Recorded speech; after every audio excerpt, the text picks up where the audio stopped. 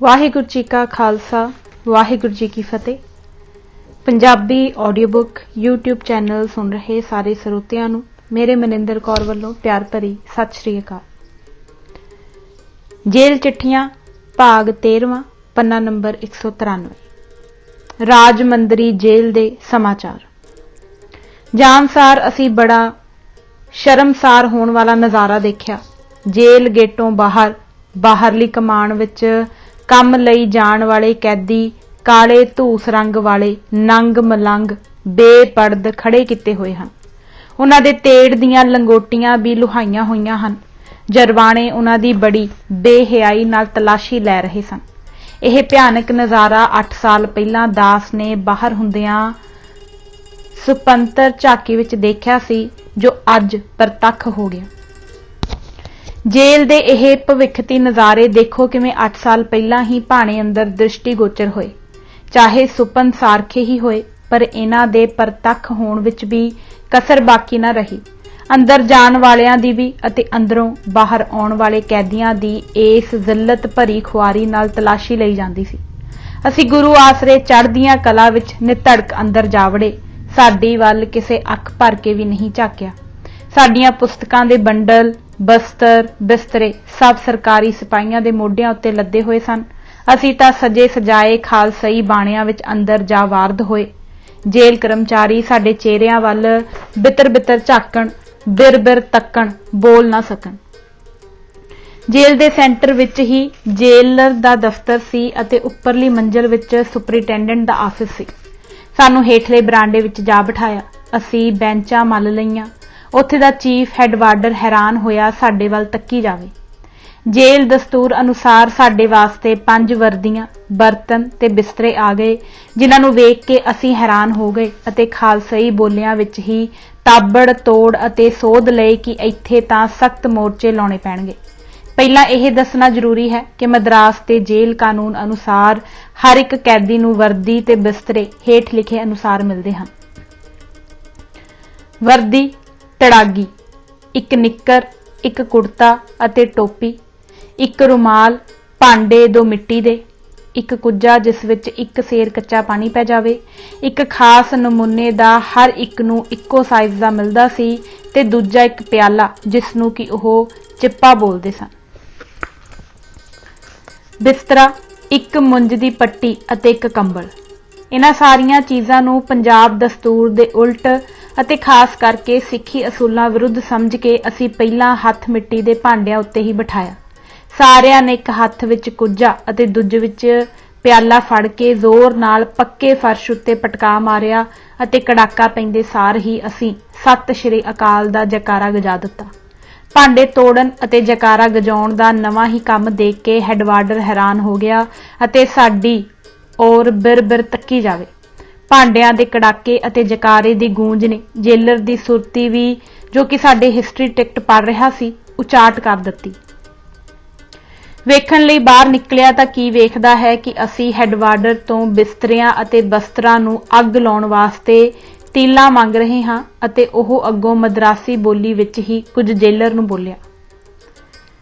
Chief हैडवार्डर ने सानू आख्या कि जेलर साहिब बहुत खफा हो गए हैं, इस वास्ते तुहाडे विचों गलबात करन वास्ते एक जाना अंदर चले जो कि अंग्रेजी बोल सकदा होवे, क्योंकि जेलर साहिब हिंदुस्तानी पंजाबी उर्दू नहीं समझ सकते। सो वीर करतार सिंह जी अंदर गए।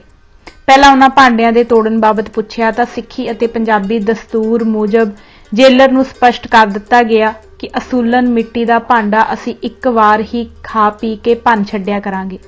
सो जे तुसी सानू हर एक नूं कई कई भांडे हर रोज़ भन्नण नूं दे सकदे हो तां सानू कोई उजर नहीं। असी मद्रासी कैदियां वांगू इन्हां विच खाण ते इन्हां नाल ही टट्टी वाले हथ धोण नूं तैयार नहीं। बाकी रही कपड़ियां दी, कुर्ता अते निक्कर तां असी वरत लवांगे, पर नाल ही कछहरे अते पगड़ियां पंजाब गवर्नमेंट दे नवे घड़े कानून अनुसार असी लैके ही छड्डांगे। उम्मीद है तुहाडे पास कागजां पत्रां विच बिहार उड़ीसा जेल खाने वालियां लिख ही भेजिया होना है। एक कापी जेलर ने इस कानून दी दिखाई जो कि मद्रास जेल मैनुअल विच लाउण वास्ते आई पई सी, पर वह समझ नहीं सकदा सी कि कछहरा किरपान आदि किस बला दा ना है। सो वीर करतार सिंह ने कछहरे कृपान आदि विखा के उसनूं यकीन करवाया। हर एक जेल विच कैदी उत्ते पहला रोब दाब पाउण वास्ते बिना वजह ही नजायज़ हबक दबक कीती जांदी है, पर साडे साथियां विचों कोई डरन वाला नहीं सी। जेलर ने साडियां पहलियां ही वर्दियां, भांडे, बिस्तरे, किताबां साडे कोल ही रहण दित्ते अते सानूं अड्डो अड्ड बलाकां विच बंद करके करड़े पहरे ला दित्ते तां कि इह पंजे आपो विच कोई सलाह मता ना पका लैण। पर उत्थे मते अते सलाहां पकाउण दी भला लोड़ ही की सी। जेल यूनीवर्सिटी तो PhD दीयां डिग्रियां असीं सारे ही लै चुके सी, जो कि जेल हिस्टरी टिकटां वालियां लिखतां तो अफसर पढ़ सकदे सन, अर्थात हर किस्म दीयां जेल सजावां असीं भुगत चुके सी। कोठियां विच पुज के सानूं एक नवीं झाकी दसी। ਉਹ ਇਹ ਸੀ कि ਪਹਿਲਾਂ ਤਾਂ हर एक कैदी टट्टी पेशाब वाला भांडा आप ही चुक के टट्टियां ताईं लै जांदा अते पानी पीण वाले मटके विच हत्थ धोण नूं पानी भी भर लैंदा। फिर एक खुले कमरे विच सामणी कंध वल मूंह करके अते पिठ बूहे वल करके जिथे के होर कैदी टट्टी जाण लई वारी दी उडीकवान खड़े हुंदे हन, टट्टी बैठदा है। असीं सारे ही आपो अपणिआं बलाकां विचों खलो गए। ਪਹਿਲਾਂ ਤਾਂ ਅਸੀਂ ਸਾਰਿਆਂ ਨੇ ਰਾਤ ਦੇ ਟੱਟੀ ਪਿਸ਼ਾਬ ਵਾਲੇ ਭਾਂਡੇ ਹੀ ਨਾ ਚੁੱਕੇ, ਕੁੱਜੀਆਂ ਦੇ ਥਾਂ ਤਸਲਿਆਂ ਵਿੱਚ ਪਾਣੀ ਲੈ ਤੁਰੇ। ਜਦ ਟੱਟੀ ਹੋਣ ਦਾ ਨਜ਼ਾਰਾ ਡਿੱਠਾ ਤਾਂ ਅਸੀਂ ਅਜਿਹੇ ਕਮਰੇ ਵਿੱਚ ਕੈਦੀਆਂ ਜਾਂ ਪਹਿਰੇ ਵਾਲੇ ਖੜਿਆਂ ਤੋਂ ਟੱਟੀ ਫਿਰਨੋਂ ਇਨਕਾਰ ਕਰਕੇ ਵਾਪਸ ਕੋਠੀਆਂ ਨੂੰ ਹੀ ਮੁੜ ਆਏ।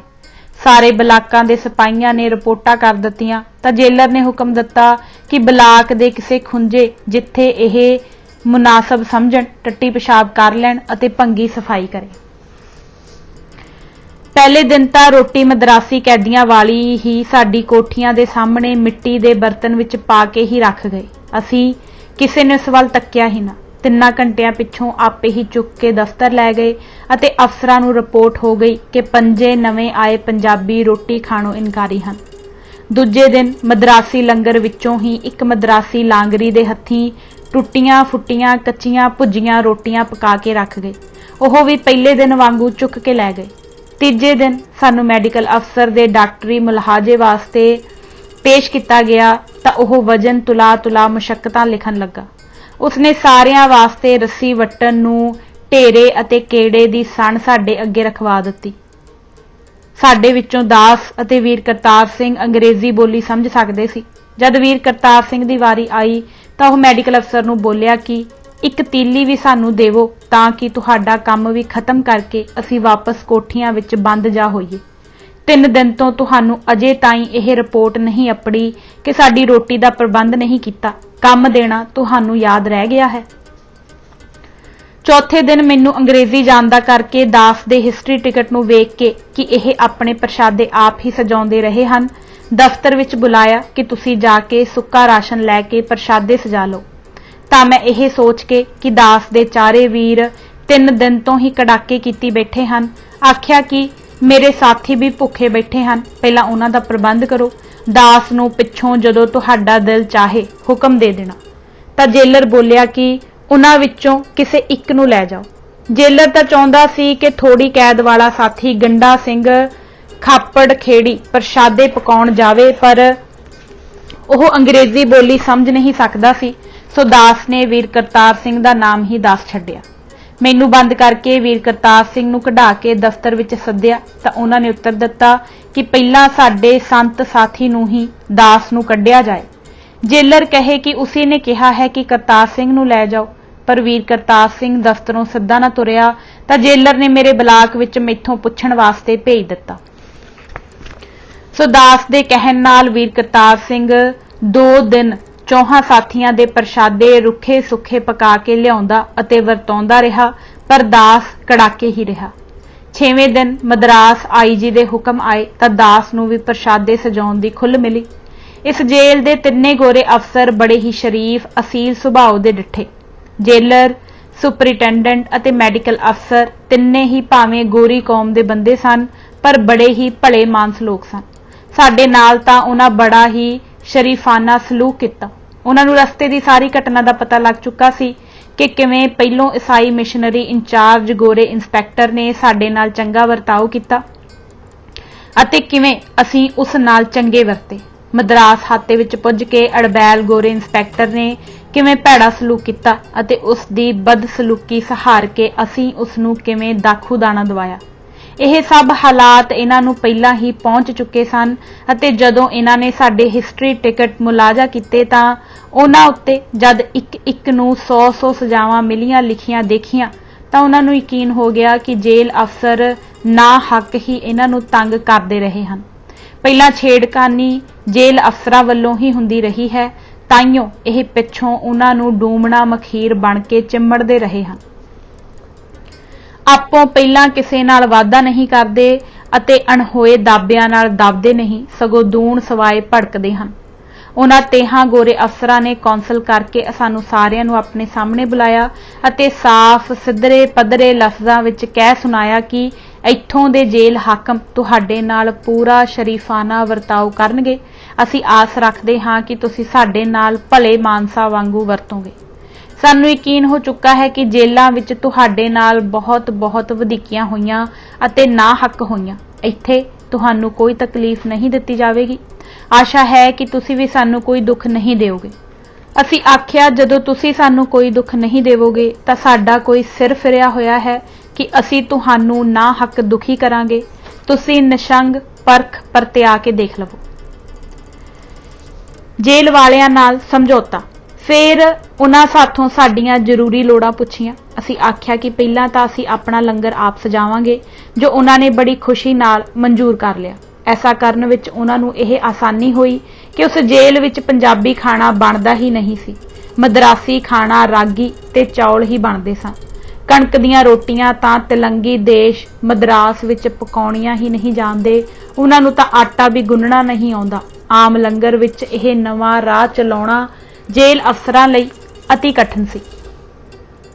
ਅਸੀਂ ਰਾਗੀ ਆਦਿਕ ਖਾਣਾ ਮਨਜ਼ੂਰ ਨਹੀਂ ਕਰਦੇ, ਨਾ ਹੀ ਖੰਦੇ ਰਲਣਾ ਚਾਹੁੰਦੇ ਸੀ। ਇਸ ਕਰਕੇ ਜੇਲ੍ਹ ਅਫਸਰਾਂ ਨੇ ਇਹੋ ਮਸਲਤ ਸਮਝੀ ਕਿ ਅਸੀਂ ਆਪੇ ਹੀ ਪ੍ਰਸ਼ਾਦੇ ਸਜਾ ਕੇ ਆਪੇ ਹੀ ਛਕੀਏ।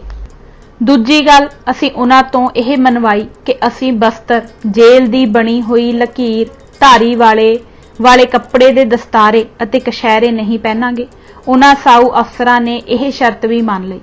ਤੀਜੀ ਅਸੀਂ ਇਹ ਆਖੀ ਕਿ ਅਸੀਂ ਕੰਮ ਦਾ ਡੱਕਾ ਨਹੀਂ ਤੋੜਨਾ, ਦਬਾਓ ਈਨ ਮੰਨ ਕੇ ਕੋਈ ਕੰਮ ਨਹੀਂ ਕਰਨਾ। ਅਸੀਂ ਆਪਣੀ ਮਨ ਮਰਜ਼ੀ ਭਾਵੇਂ ਕੁਛ ਕਰਦੇ ਹੀ ਰਹੀਏ। ਤਿਸ ਪਰ ਉਹ ਜਰਾ ਔਖੇ ਹੋਏ ਤੇ ਕਹਿਣ ਲੱਗੇ ਕਿ ਅਸੀਂ ਕੰਮ ਦਾ ਜ਼ੋਰ ਤਾਂ ਨਹੀਂ ਦਿੰਦੇ, ਪਰ ਤੁਹਾਨੂੰ ਇਸ ਹਾਲਤ ਵਿੱਚ ਕੋਠੀਆਂ ਵਿੱਚ ਬੰਦ ਰਹਿਣਾ ਪਏਗਾ। ਇਸ ਪਰ ਅਸੀਂ ਆਖਿਆ ਕਿ ਸਾਨੂੰ ਪਹਿਲਾਂ ਹੀ ਪਤਾ ਹੈ ਕਿ ਤੁਸੀਂ ਸਾਡੇ ਵਾਸਤੇ ਪੰਜਾਬ ਗਵਰਨਮੈਂਟ ਦੇ ਇਸ਼ਾਰੇ ਨਾਲ ਪਹਿਲਾਂ ਹੀ ਪੱਕਾ ਫੈਸਲਾ ਕਰ ਛੱਡਿਆ ਹੈ ਕਿ ਤੁਸੀਂ ਸਾਨੂੰ ਕੋਠੀਆਂ ਤੋਂ ਬਾਹਰ ਨਹੀਂ ਕੱਢਿਆ ਕਰੋਗੇ। ਇਸ ਅੜ ਕਰਕੇ ਅਸੀਂ ਕੰਮ ਨੂੰ ਹੱਥ ਨਹੀਂ ਲਾਉਣਾ। ਸਾਨੂੰ ਕੋਠੀਆਂ ਦਾ ਇਹ ਵਸੇਬਾ ਮਨਜ਼ੂਰ ਹੈ। ਭਜਨ ਗੁਫਾਵਾਂ ਅੰਦਰ ਰਹਿਣਾ ਹੀ ਸਾਡੇ ਮਸਤਕ ਦਾ ਲੇਖ ਲਿਖਿਆ ਹੋਇਆ ਹੈ। ਜੇਲ੍ਹ ਯਾਤਰਾ ਐਵੇਂ ਹੀ ਨਿਭਣੀ ਹੈ। ਇਹਨਾਂ ਮੋਟੀਆਂ ਗੱਲਾਂ ਦੇ ਤਸਫੀਏ ਹੋ ਕੇ ਸਾਨੂੰ ਪੰਜਾਂ ਨੂੰ ਹੀ ਇੱਕ ਬਲਾਕ ਵਿੱਚ ਕੋਲੋਂ ਕੋਲੀ 5 ਕੋਠੀਆਂ ਦੇ ਦਿੱਤੀਆਂ ਗਈਆਂ। ਜੇਲ੍ਹ ਵਿੱਚ ਖਾਲਸਾਈ ਲੰਗਰ ਲਈ ਕੋਠਾ ਛੱਪਰ ਅਲੱਗ ਹੀ ਸਾਜ ਦਿੱਤਾ ਗਿਆ, ਜਿਸ ਵਿੱਚ ਚੁੱਲ੍ਹੇ ਚੁਰਾ ਚੂਨੇ ਗੱਚ ਬਣਵਾ ਦਿੱਤੀਆਂ ਗਈਆਂ। ਬਰਤਨ ਆਦਿਕ ਵੀ ਸਾਰੇ ਸਮਾਨ ਮੁਹੱਈਆ ਕਰ ਦਿੱਤੇ ਗਏ। ਦਾਸ ਦਾ ਟਿਕਟ ਦੇਖ ਕੇ ਮੇਜਰ ਕੁੱਕ ਦੇ ਸਿਫਾਰਸ਼ੀ ਰਿਮਾਰਕਾਂ ਅਨੁਸਾਰ ਦਾਸ ਨੂੰ ਆਪਣਾ ਪ੍ਰਸ਼ਾਦ ਸਰਬ ਲੋਹੀ ਬਰਤਨਾਂ ਵਿੱਚ ਅਲੱਗ ਸਜਾਉਣ ਦੀ ਆਗਿਆ ਦੇ ਦਿੱਤੀ ਗਈ। ਕੜਾਹੀ ਪਰਾਤ ਆਦਿਕ ਸਰਬ ਲੋਹ ਦੇ ਜ਼ਰੂਰੀ ਬਰਤਨ ਬਣਵਾ ਦਿੱਤੇ। ਸੋ ਅਸੀਂ ਦੋਈ ਸੱਜਣ ਦਾਸ ਤੇ ਭਾਈ ਗੰਡਾ ਸਿੰਘ ਇਕੱਠੇ ਹੀ ਲੰਗਰ ਵਿੱਚ ਕੰਮ ਕਰਨ ਲੱਗ ਗਏ। ਦਾਲ ਭਾਜਾ ਤਾਂ ਦਾਸ ਨੇ ਸਾਰਿਆਂ ਦਾ ਇਕੱਠਾ ਹੀ ਸਰਬ ਲੋਹ ਦੀ ਕੜਾਹੀ ਵਿੱਚ ਸਜਾ ਲੈਣਾ ਅਤੇ ਪ੍ਰਸ਼ਾਦਿਆਂ ਦੀ ਤੌਣ ਭਾਈ ਗੰਡਾ ਸਿੰਘ ਨਿਹੰਗ ਖਾਪੜ ਖੇੜੀ ਨੇ ਸਭ ਦੀ ਤਿਆਰ ਕਰਨੀ। ਦਾਸ ਨੇ ਪਿੱਛੋਂ ਆਪਣੇ 2 ਪ੍ਰਸ਼ਾਦੇ ਉਸ ਲੋਹ ਉੱਤੇ ਗੇੜ ਲੈਣੇ। ਮੇਰਿਆਂ ਪ੍ਰਸ਼ਾਦਿਆਂ ਲਈ ਪਹਿਲਾਂ ਸਰਬ ਲੋਹ ਦੀ ਛੋਟੀ ਥਾਲੀ ਸੀ, ਜਿਸ ਵਿੱਚ ਆਟਾ ਗੁੰਨਣ ਦੀ ਔਖ ਸੀ। ਕੰਮ ਬਹੁਤ ਵੱਧ ਜਾਂਦਾ ਸੀ।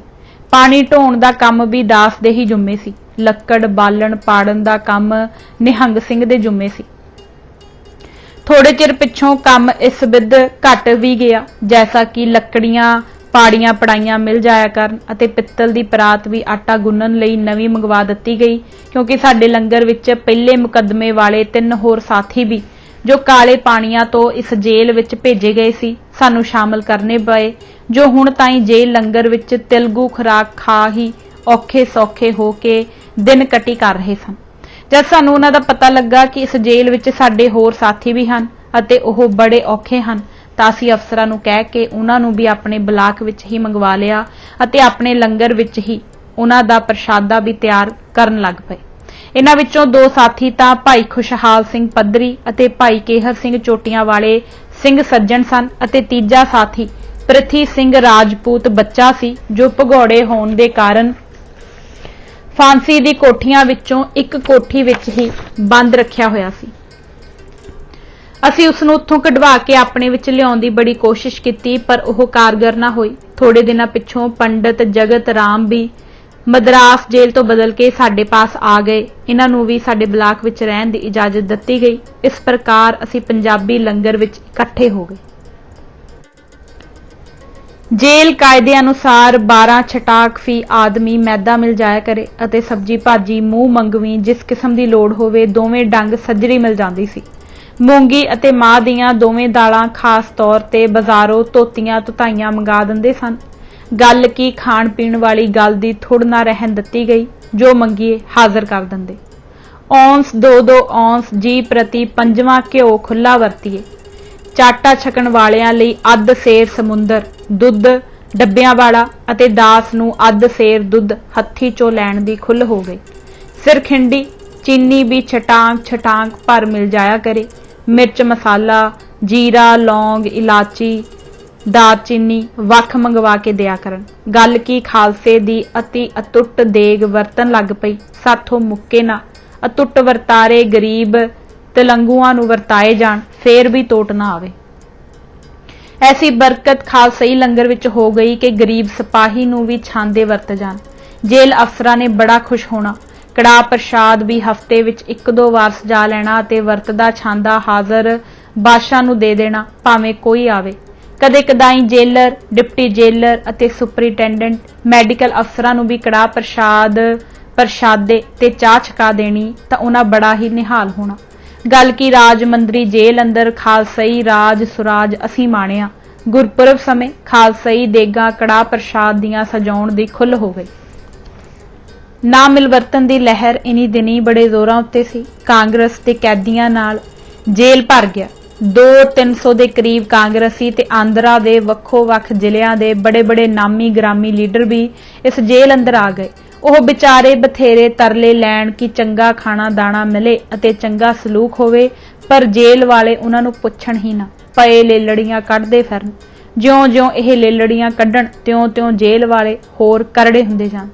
ਜਿਨ੍ਹਾਂ ਬਾਹਰ ਚੰਗਾ ਚੋਖਾ ਖਾਦਾ ਅਤੇ ਬੈਰਿਸਟਰੀਆਂ ਕੌਂਸਲਾਂ ਦੀਆਂ ਮੈਂਬਰੀਆਂ ਕੀਤੀਆਂ ਹੋਣ ਭਲਾ ਉਹਨਾਂ ਤੋਂ ਰਾਗੀ ਸਰੋਂ ਵਰਗੇ ਕਾਲੇ ਰੰਗ ਦੇ ਦਾਣੇ ਹੁੰਦੇ ਹਨ जो मद्रास विच गरीब जात वाले खास वरतदे हन अते कच्चे भुन्ने चौल किवें खाधे जाण।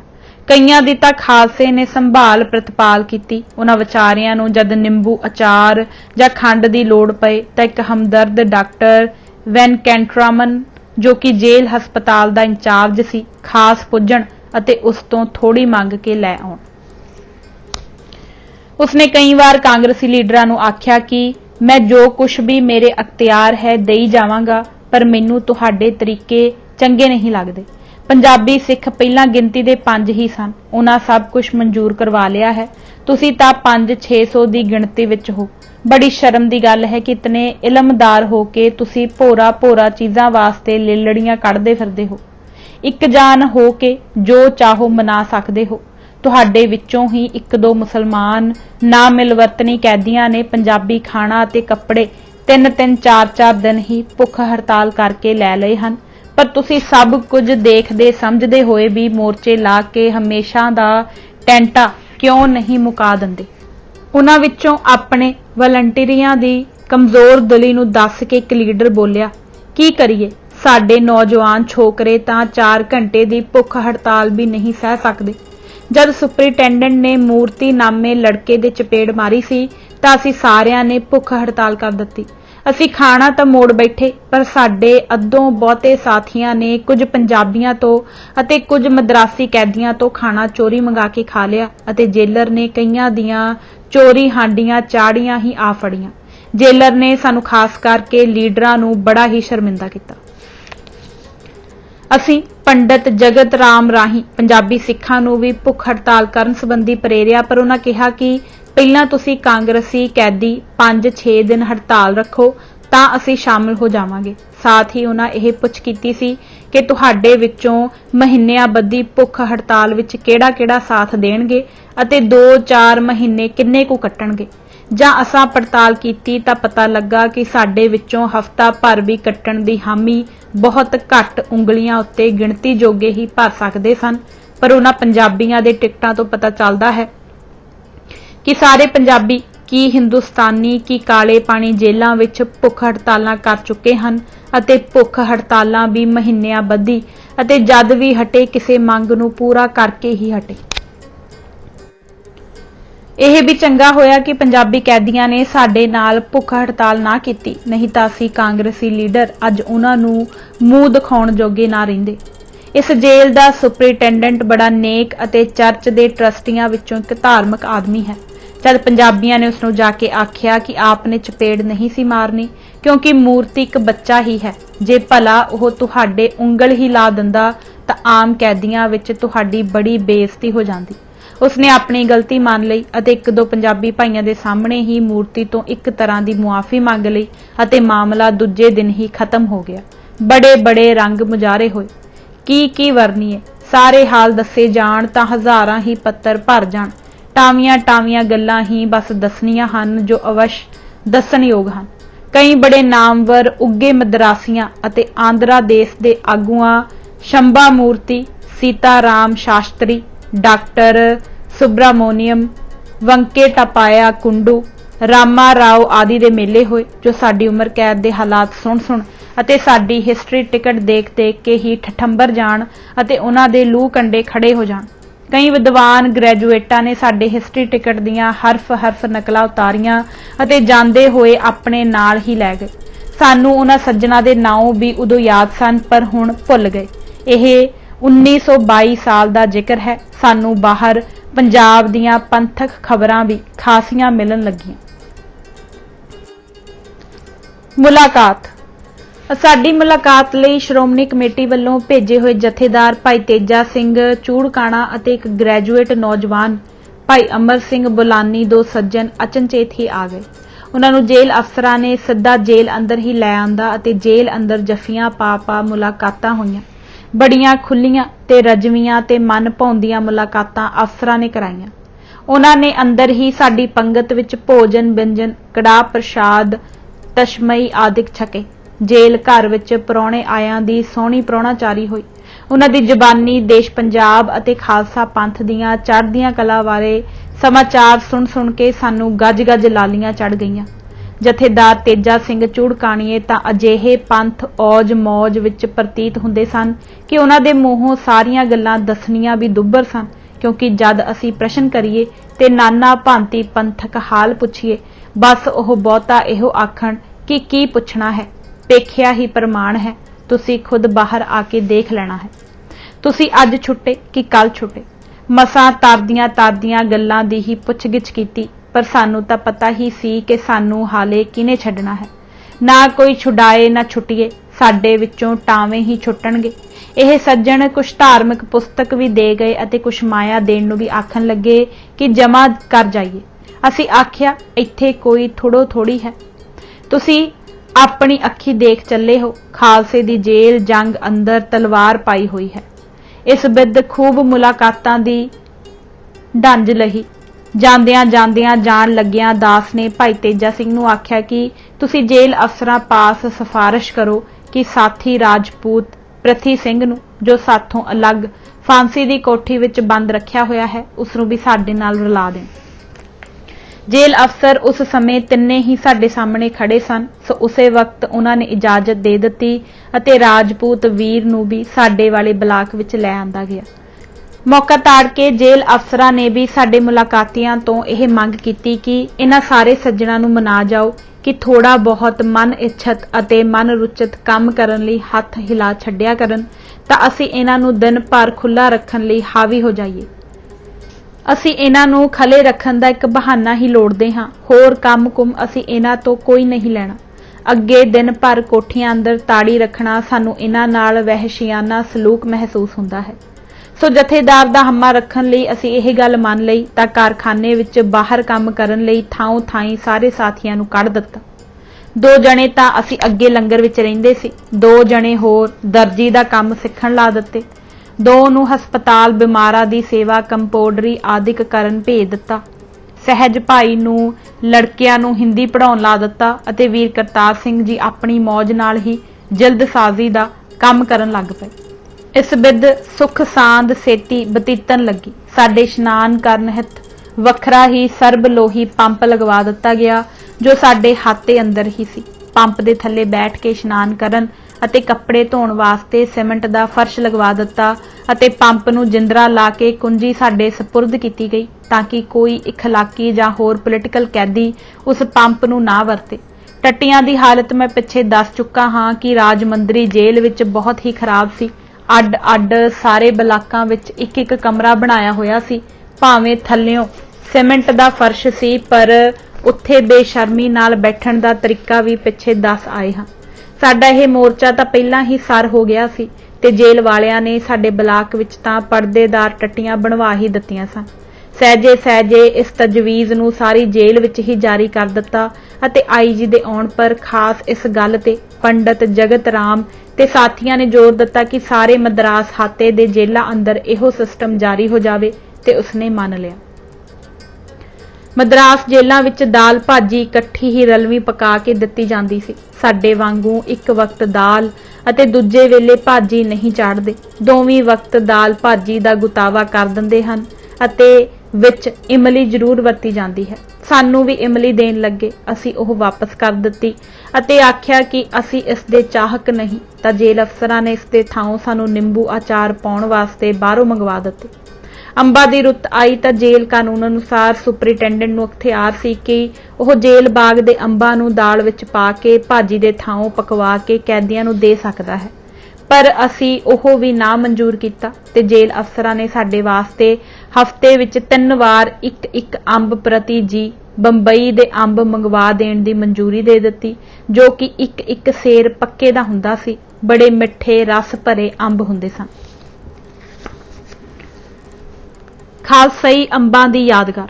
ਅਸੀਂ ਇਹਨਾਂ ਦੀਆਂ ਗੁਠਲੀਆਂ ਆਪੋ ਆਪਣੀਆਂ ਕੋਠੀਆਂ ਦੇ ਅੱਗੇ ਬੀਜ ਦਿੱਤੀਆਂ ਅਤੇ ਪਾਣੀ ਪਾਉਂਦੇ ਰਹੇ। ਉਹ ਥੋੜੇ ਹੀ ਦਿਨਾਂ ਵਿੱਚ ਤਕੜੇ ਅੰਬ ਦੇ ਬਿਰਛ ਬਣ ਗਏ। ਅੰਬਾਂ ਦੇ ਦਰਖਤ ਹੁਣ ਤਾਈਂ ਉਸ ਜੇਲ੍ਹ ਵਿੱਚ ਸਾਡੀ ਯਾਦਗਾਰ ਖੜੀ ਹੈ ਅਤੇ ਫਲ ਦਿੰਦੇ ਹਨ। ਪਪੀਤਾ ਫਲ ਵੀ ਉੱਥੇ ਬਹੁਤ ਪਹੁੰਚਿਆ। ਗੱਲ ਕੀ ਸਾਡਾ ਰਾਜਮੰਦਰੀ ਜੇਲ੍ਹ ਅੰਦਰ ਰਾਜ ਸੁਰਾਜ ਹੀ ਬਣਿਆ ਰਿਹਾ। ਸਾਰੀ ਜੇਲ੍ਹ ਦੇ ਅਫਸਰ ਸਾਥੋਂ ਖੁਸ਼ ਰਹੇ ਅਤੇ ਉਹਨਾਂ ਵੀ ਸਾਨੂੰ ਸੁਖੀ ਹੀ ਰੱਖਿਆ। ਕੋਈ ਗੜਬੜ ਨਹੀਂ ਕੀਤੀ, ਨਾ ਹੀ ਉਹਨਾਂ ਕੋਈ ਗੜਬੜੀ ਕਰਨ ਦਾ ਸਾਨੂੰ ਮੌਕਾ ਹੀ ਦਿੱਤਾ। ਸਲੂਕ ਜੋ ਅੱਛਾ ਰੱਖਦੇ ਸਨ। ਬਸ ਉੱਥੇ ਇੱਕ ਹੀ ਔਖਿਆਈ ਸੀ, ਉੱਥੇ ਗਰਮੀ ਬਹੁਤ ਸੀ। ਰਾਤਾਂ ਨੂੰ ਕੋਠੀਆਂ ਵਿੱਚ ਤੜੇ ਰਹਿਣਾ ਪੈਂਦਾ ਸੀ। ਦਸੰਬਰ ਜਨਵਰੀ ਦੇ ਮਹੀਨੇ ਵੀ ਮਸਾਂ ਇੱਕ ਕੰਬਲ ਦਾ ਪਾਲਾ ਹੁੰਦਾ ਸੀ, ਪਰ ਹਵਾ ਪਾਣੀ ਉੱਥੋਂ ਦਾ ਸਾਡੇ ਮਾਫਕ ਆ ਗਿਆ। ਦਾਸ ਦਾ ਵਜਨ 120 ਤੋਂ 160 ਪੌਂਡ 1 ਸਾਲ ਅੰਦਰ ਹੀ ਹੋ ਗਿਆ ਅਤੇ ਸਰੀਰ ਵੀ ਰਿਸ਼ਟ ਪੁਸ਼ਟ ਹੋ ਗਿਆ। ਲੰਗਰ ਸਜਾਉਂਦੇ ਖਾਸੀ ਕਸਰਤ ਵੀ ਹੋ ਜਾਂਦੀ। ਦੂਰੋਂ ਸਰਬਲੋ ਦੇ ਡੋਲ ਪਾਣੀ ਦੇ ਭਰ ਆਪਣੇ ਲੰਗਰ ਵਿੱਚ ਢੋਣੇ ਪੈਂਦੇ ਸਨ। ਸਵੇਰ ਤੋਂ 12 ਵਜੇ ਤਾਈਂ ਲੰਗਰ ਸਜਾਉਣ ਦੀ ਘਾਲ ਹੀ ਘਾਲਦੇ ਰਹਿਣਾ। ਅਜੇ ਬਰਤਨਾਂ ਨੂੰ ਸੋਧਾ ਚਾੜਨ ਦੀ ਸੇਵਾ ਮੱਲੋ ਮੱਲੀ ਖੋਹ ਕੇ ਦੂਜੇ ਸੱਜਣਾ ਨੇ ਲੈ ਲੈਣੀ। ਡੋਲ ਦੇ ਕਿਨਾਰਿਆਂ ਨੂੰ ਤਾਂ ਖਾਪੜ ਖੇੜੀ ਨਿਹੰਗ ਗੰਡਾ ਸਿੰਘ ਨੇ ਕਿਸੇ ਨੂੰ ਹੱਥ ਨਹੀਂ ਲਾਉਣ ਦਿੰਦਾ ਸੀ। ਉਸ ਨੂੰ ਐਸੇ ਪ੍ਰੇਮ ਨਾਲ ਸੋਧਾ ਚਾੜਨਾ ਕਿ ਹਮੇਸ਼ਾ ਡੋਲ ਤੇ ਕੜਾਈਆਂ ਚਾਂਦੀ ਵਾਂਗੂ ਚਲਕਦੇ ਰਿਹਾ ਕਰਨ। ਬਾਕੀ ਬਾਸਣਾ ਦੀ ਮਾਂਜਣ ਸੇਵਾ ਸਾਰਿਆਂ ਰਲ ਮਿਲ ਕੇ ਕਰ ਲੈਣੀ। ਇਸ ਤਰ੍ਹਾਂ ਸੁਧਾਈ ਅਤੇ ਛਕ ਛਕਾਈ ਕਰਕੇ ਮਸਾਂ 1-2 ਵਜੇ ਤਾਈਂ ਵੇਲ ਹੁੰਦੀ। ਬਸ ਫੇਰ ਅਗਲੀ ਸਵੇਰ ਤਾਈਂ ਛੁੱਟੀ ਹੋ ਜਾਂਦੀ ਕਿਉਂਕਿ ਅਸੀਂ ਲੰਗਰ 8 ਪਹਿਰਾ ਹੀ ਸਜਾਇਆ ਕਰਦੇ ਸੀ। ਆਥਣ ਨੂੰ ਵੀ ਪ੍ਰਸ਼ਾਦੇ ਦੁਪਹਿਰ ਵਾਲੇ ਮਿੱਠੇ ਕਰਕੇ ਛਕਣੇ ਜੋ ਸੱਚਮੁੱਚ ਬੜੇ ਮਿੱਠੇ ਲੱਗਣੇ। ਇਸ ਕਰਕੇ ਖਾਲਸਈ ਬੋਲੇ ਅੰਦਰ ਬੇਹ ਪ੍ਰਸ਼ਾਦਿਆਂ ਦਾ ਨਾਂ ਮਿੱਠੇ ਪ੍ਰਸ਼ਾਦੇ ਪ੍ਰਸਿੱਧ ਹੈ।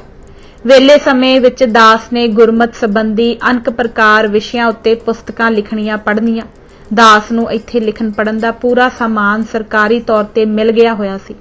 ਇੱਥੋਂ ਹੀ ਗਿਆਨੀ ਨਾਹਰ ਸਿੰਘ ਪ੍ਰਤੀ ਐਬਟਾਬਾਦ ਤੇ ਹੋਰ ਜੀਵਨ ਸਮਾਚਾਰ ਤੇ ਜੇਲ੍ਹਾਂ ਦੇ ਬਿਰਤਾਂਤ ਵੱਖੋ ਵੱਖ ਪਾਂਤੀਆਂ ਰਾਹੀਂ ਲਿਖ ਕੇ ਪਠਾਏ। ਗੁਰਮਤ ਵਿਵੇਕ ਦਾ ਖਰੜਾ ਇਸੇ ਜੇਲ੍ਹ ਵਿੱਚ ਹੀ ਤਿਆਰ ਕੀਤਾ। ਉਸ ਦਾ ਸੁੱਧ ਉਤਾਰਾ ਕਰਨ ਹੀ ਲੱਗੇ ਸਾਂ ਕਿ ਇਤਨੇ ਨੂੰ ਚਾਲਿਆਂ ਦੇ ਬਿਗਲ ਵੱਜ ਗਏ। ਅਚਨਚੇਤ ਹੀ ਤਿਆਰੇ ਹੋ ਗਏ। ਤਿਆਰੀਆਂ ਦੇ ਕੁਝ ਦਿਨ ਪਹਿਲਾਂ ਦਾਸ ਨੇ ਰਾਤਰੀ ਸਮੇਂ ਪੂਰਬ ਜਨਮ ਝਾਕੀ ਦਾ ਇੱਕ ਦ੍ਰਿਸ਼ਟਾਂਤ ਦੇਖਿਆ ਜੋ ਮੇਰੇ ਹਿਰਦੇ ਤੇ ਉਕਰਿਆ ਗਿਆ। ਦਿਨ ਚੜ੍ਹਦੇ ਹੀ ਦਾਸ ਨੇ ਉਸ ਨੂੰ ਵੀਰ ਕਰਤਾਰ ਸਿੰਘ ਪ੍ਰਤੀ ਵਰਣਨ ਕੀਤਾ। ਉਸ ਵਿੱਚ ਕੁਝ ਭਵਿੱਖਤ ਨਜ਼ਾਰਾ ਵੀ ਹੋਣਹਾਰਾ ਸੀ। ਵੀਰ ਕਰਤਾਰ ਸਿੰਘ ਜੀ ਅਜਿਹੇ ਨਜ਼ਾਰਿਆਂ ਦੇ ਬੜੇ ਭਰੋਸਾ ਰੱਖਣ ਵਾਲੇ ਸਨ। ਉਹਨਾਂ ਦ੍ਰਿੜ ਗੱਠ ਬੰਨ੍ਹ ਲਈ ਕਿ ਇਹ ਵਰਤਾਰਾ ਪੱਕਾ ਪ੍ਰਤੀਤ ਵਰਤ ਕੇ ਹੀ ਰਹੇਗਾ। ਪੂਰਬ ਜਨਮ ਝਾਕੀ ਦਾ ਉਕਤ ਸੀਨ ਸੰਖੇਪ ਮਾਤਰ ਇਸ ਵਿਧ ਹੈ। ਦਾਸ ਇੱਕ ਰਾਜ ਘਰਾਣੇ ਅੰਦਰ ਰਾਜਕੁਮਾਰ ਹੈ। ਅਜੇ ਬਾਲ ਬਰੇਸ ਹੀ ਹੈ। ਕੋਈ ਪਹਾੜੀ ਇਲਾਕਾ ਹੀ ਭਾਸਦਾ ਹੈ। ਹੋਲੀਆਂ ਖੇਡਣ ਵਾਲੀ ਬਹਾਰੀ ਮੌਸਮ ਹੈ। ਪਹਾੜੀ ਧਰਤੀ ਬੜੀ ਅਚਰਜ ਹੈ ਅਤੇ ਇਕਾਂਤ ਕੰਦਰੀ ਗੁਫਾਵਾਂ ਅੰਦਰ ਕਿਤੇ ਕਿਤੇ ਤਪੱਸੀ ਸਾਧੂ ਰਿਖੀਸ਼ਰ ਵੀ ਰਹਿੰਦੇ ਸਨ। ਦਾਸ ਆਪਣੇ ਜਮਾਂਦਰੂ ਸਾਧ ਸੇਵਾ ਚੇਟਕੀ ਸੁਭਾਅ ਦੇ ਅਨੁਸਾਰ ਨਿਤਾ ਪ੍ਰਤੀ ਉਕਤ ਪਹਾੜੀ ਕੰਦਰਾਵਾਂ ਵਿਖੇ ਫਲ ਫਲੋਹਾਰ ਸਮੁੰਦਰ ਦੇ ਮਟਕੇ ਸਿਪਾਹੀਆਂ ਸੇਵਾਦਾਰਾਂ ਦੇ ਸਿਰਾਂ ਤੇ ਚੁਕਾ ਕੇ ਲੈ ਜਾਇਆ ਕਰਦਾ ਸੀ ਅਤੇ ਆਪਣੇ ਹੱਥੀਂ ਭਾਂਤ ਭਾਂਤੀ ਗੁਫਾ ਨਿਵਾਸੀ ਤਪੱਸੀਆਂ ਪ੍ਰਤੀ ਉਹਨਾਂ ਦੀ ਯਥਾ ਰੁਚੀ ਛਾਂਦੇ ਵਰਤਾਇਆ ਕਰਦਾ ਸੀ। ਇੱਕ ਦਿਨ ਦੇਵਨੇਤ ਐਸੀ ਹੋਈ ਕਿ ਦਾਸ ਆਪਣੇ ਬਾਕੀ ਸਾਥੀਆਂ ਸੰਗ ਹੋਲੀ ਖੇਡਦਾ ਪਿਚਕਾਰੀ ਹੱਥ ਵਿੱਚ ਫੜੀ ਦੁਰਾਡੀਆਂ ਪਹਾੜੀ ਘਾਟੀਆਂ ਅੰਦਰ ਵਿਚਰਦਾ ਹੋਇਆ ਲੰਘ ਗਿਆ। ਦੁੱਧ ਫਲੋਹਾਰ ਬਰਦਾਰੀ ਭਰਤ ਜਨ ਵੀ ਸੰਗ ਸਾਥ ਹੀ ਸਨ। ਵਿਚਰਦੇ ਇੱਕ ਕੰਦਰਾ ਵਿਖੇ ਇੱਕ ਕਰੰਗ ਮੂਰਤੀ ਤਪੱਸੀ ਦਾ ਬੁੱਤ ਜਿਹਾ ਨਜ਼ਰੀ ਪਿਆ ਜੋ ਨਿਰਾ ਕਰੰਗਾ ਹੀ ਕਰੰਗਾ ਹੱਡੀਆਂ ਦਾ ਢਾਂਚਾ ਹੀ ਰਹਿ ਗਿਆ ਹੋਇਆ ਸੀ। ਸੁਕੜਿਆ ਹੋਇਆ ਸਮਾਦ ਸੁਕੜੰਜ ਹੀ ਸੀ। ਸਾਹ ਸੱਤ ਉਸ ਦੇ ਅੰਦਰ ਕੋਈ ਆਉਂਦਾ ਜਾਂਦਾ ਨਹੀਂ ਸੀ ਜਾਪਦਾ। ਮ੍ਰਿਤਕ ਮੜਾ ਸਰੀਰ ਹੀ ਮੂਰਤੀਮਾਨ ਸੀ। ਦਾਸ ਉਹਨੂੰ ਦੇਖ ਕੇ ਸਹਿਮਿਆ, ਬੜਾ ਤਰਾਸਮਾਨ ਹੋਇਆ, ਤਰਸ ਆਇਆ ਤੇ ਕਰਣਾ ਰਸ ਛਾ ਗਿਆ। ਮਨ ਵਿੱਚ ਬੜੀ ਹੀ ਲਾਲਸਾ ਇਹ ਉਪਜੀ ਕਿ ਕਿਵੇਂ ਹੀ ਇਹ ਜਿਉਂਦਾ ਹੋ ਜਾਵੇ। ਖਾਦ ਖੁਰਾਕ ਖੁਣੋ ਵਿਚਾਰਾ ਖੁਰ ਖੱਪ ਗਿਆ।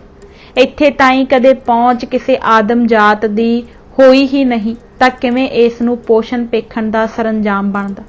ਪਰ ਫੇਰ ਨਿਰੋਲ ਨਿਰਾਸਤਾ ਪਛਾਤ ਇੱਕ ਆਸਾ ਭਰਿਆ ਰੁਮਕਾ ਆਇਆ ਜਿਸਨੇ ਫੁਰਨਾ ਰੁਮਾਇਆ ਕਿ ਅੱਜ ਜੋ ਇੱਧਰ ਤੇਰਾ ਫੇਰਾ ਪਵਾਇਆ ਹੈ ਇਹ ਇਸ ਨੂੰ ਸੁਰਜੀਤ ਕਰਨ ਹਿਤ ਪਵਾਇਆ ਹੈ।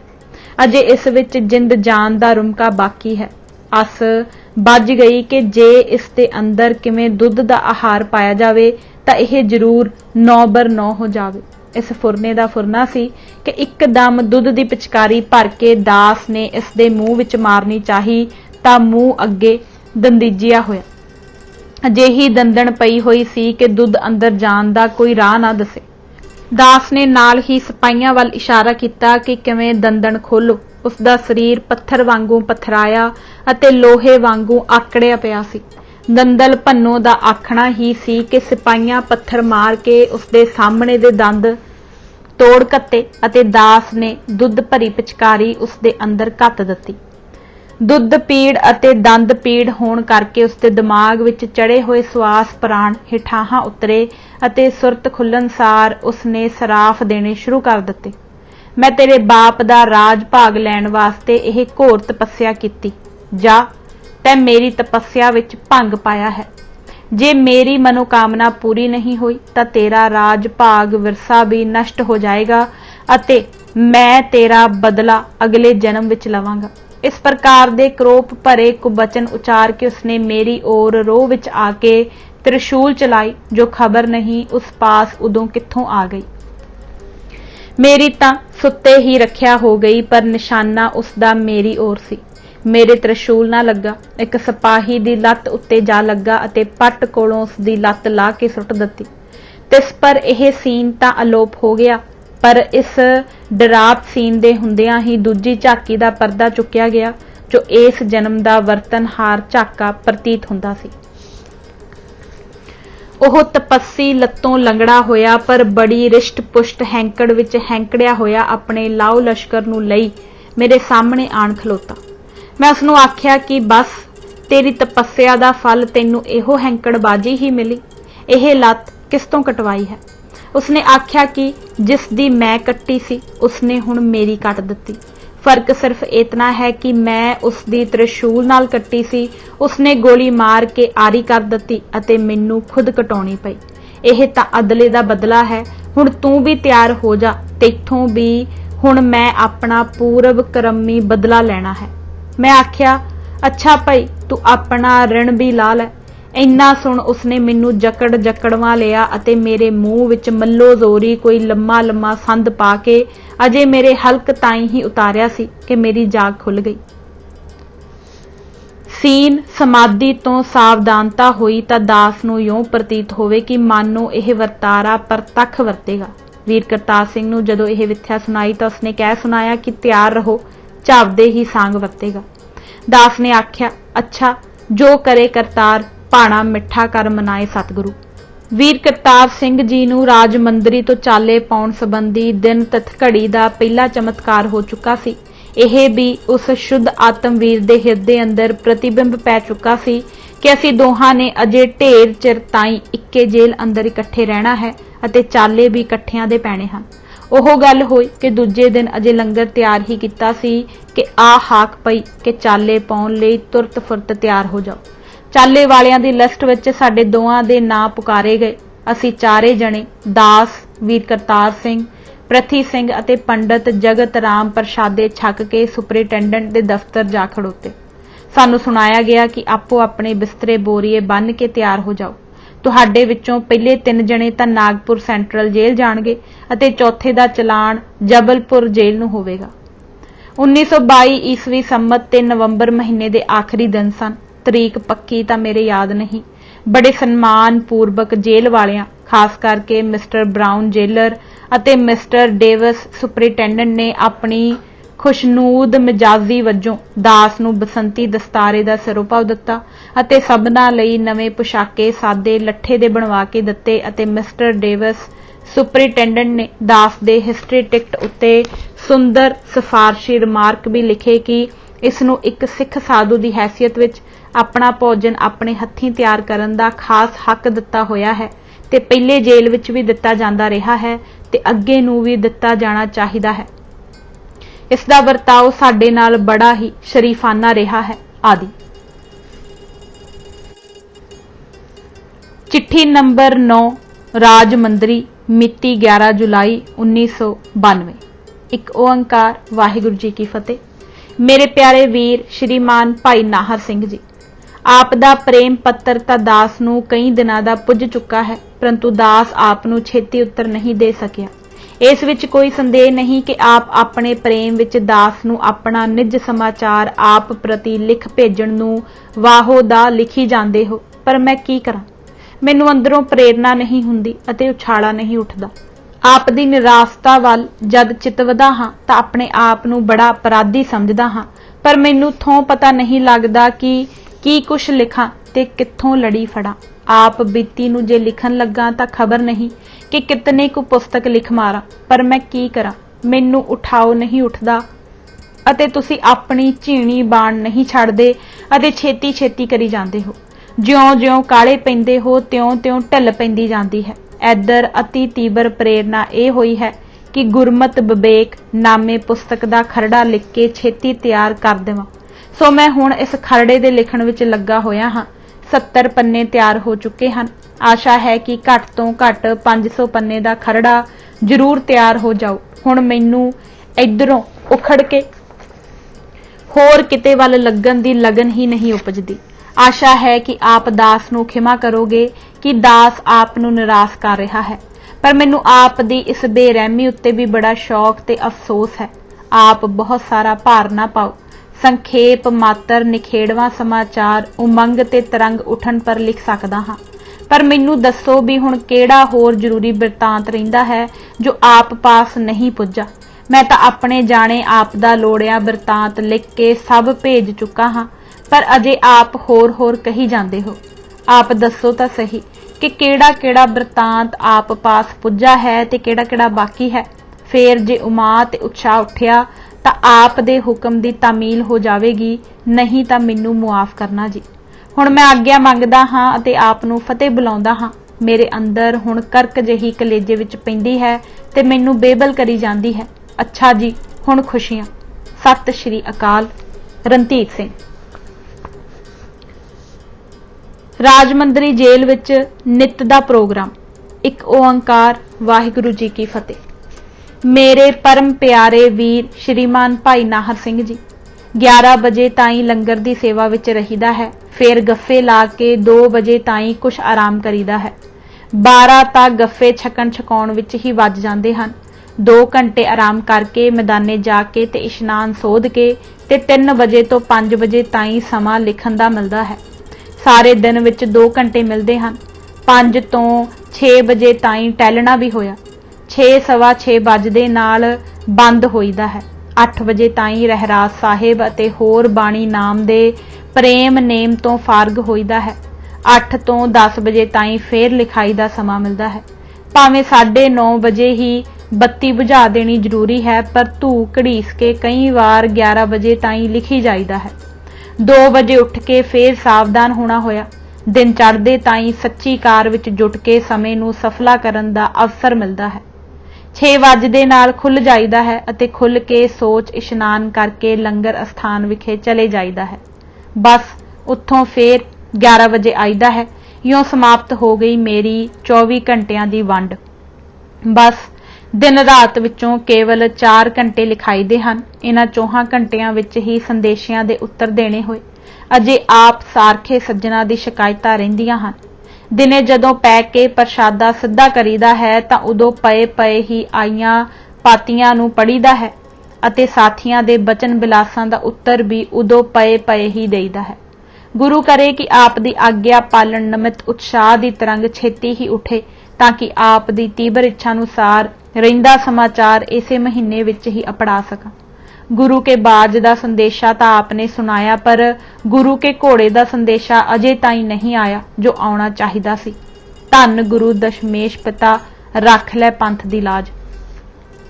पंथ दे असह तसीहियां नूं सुन सुन के साडा तसीहे सह सह के पथराया हिरदा भी कंब उठदा है। प्रेरक गुरु अपने अगाध भाणे अनुसार ही सारी कार वरता रहा है।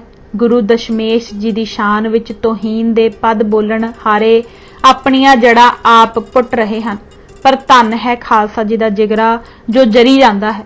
जितनी जरांद होवेगी इतनी गुरु साहिब टुट के छेती सार लैणगे अते आप सहाई होणगे। दास रणधीर सिंह। अज असीं यह भाग पन्ना नंबर 207 तक ही पढ़ांगे। इजाजत दिओ। वाहिगुरू जी का खालसा, वाहिगुरू जी की फतेह।